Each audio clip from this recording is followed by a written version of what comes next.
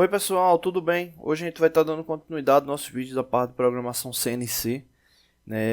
A gente vai fazer dois vídeos na sequência, falando sobre análise de deslocamento, ou seja, analisar, o que a ferramenta está fazendo e está traduzindo isso aí para uma possível sequência, operacional. Nos próximos vídeos, depois desses dois, a gente vai estar trabalhando especificamente com a parte de programação. Ou seja, traduzindo a questão de um ciclo de programa em operação. Nisso a gente vai estar analisando justamente os deslocamentos e a lógica da programação. Aqui a gente tem um elemento que simula torno CNC. Essa parte aqui azul representa a placa, ou seja, o sistema de fixação. E aqui a parte verde representa justamente a peça que vai ser executada. O que acontece? Esse programa está dividido aqui em duas etapas. Está aqui marcado em duas etapas. Então, o primeiro programa a gente vai fazer essa parte aqui de cima. E no segundo, a parte aqui de baixo, que é praticamente para virar a peça. Ou seja, cada uma dessas etapas aí representa a condição aí para poder estar virando a peça. Bom, o que acontece? Deixa eu diminuir um pouquinho a velocidade aqui. Vou voltar aqui.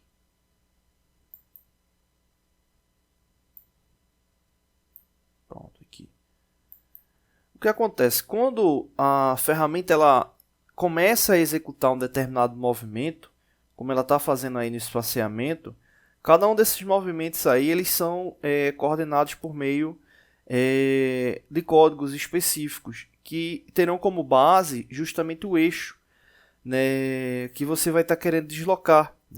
Nesse caso, como é para o torneamento, ele basicamente ele vai estar trabalhando com o X e o Z.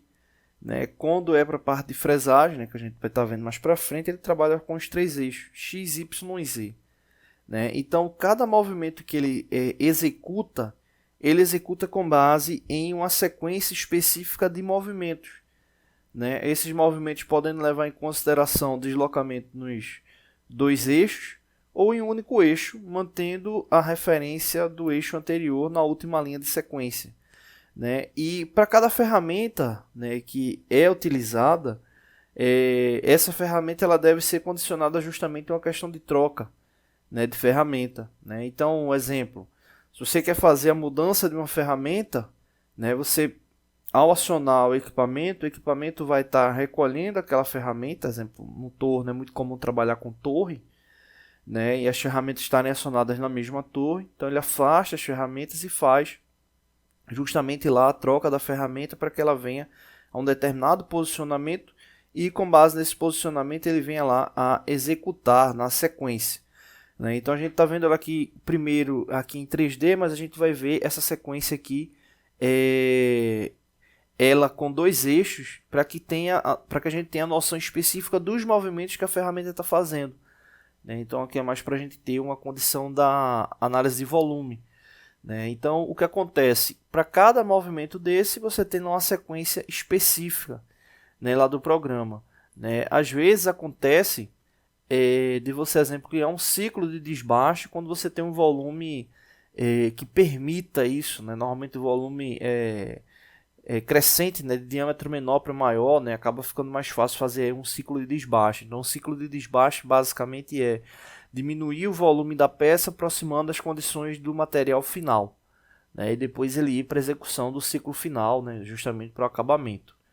Então, para cada elemento que a ferramenta for movimentando, ele vai estar justamente dando lá aquela condição para a peça. Basicamente esse aqui é o volume, ele está aqui só dando o acabamento.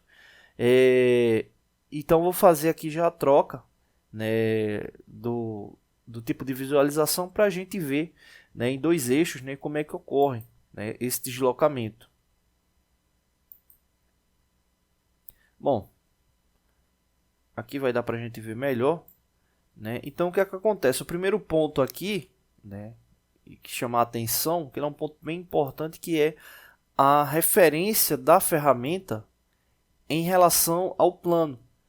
Então você pode observar aí a referência da ferramenta, a gente já falou sobre isso em outros vídeos, leva em consideração a ponta dela, então você fazendo referenciamento nos dois eixos, e existe um ponto que é justamente o ponto zero da peça, né? Então esse ponto zero da peça é base aí para o programa, e aí a gente tem noção de qual é a referência do eixo, por exemplo, o eixo Y positivo, ou Y, não, desculpa, o eixo Z positivo, o eixo X positivo e inversamente também, né? X negativo e o Z negativo. Então, os movimentos eles vão tomar como base essa referência, né? E aí entra a questão das condições de deslocamento, se eles vão ser G90 absoluto ou G91, que é justamente incremental, né? O absoluto que leva em consideração sempre a referência como ordem de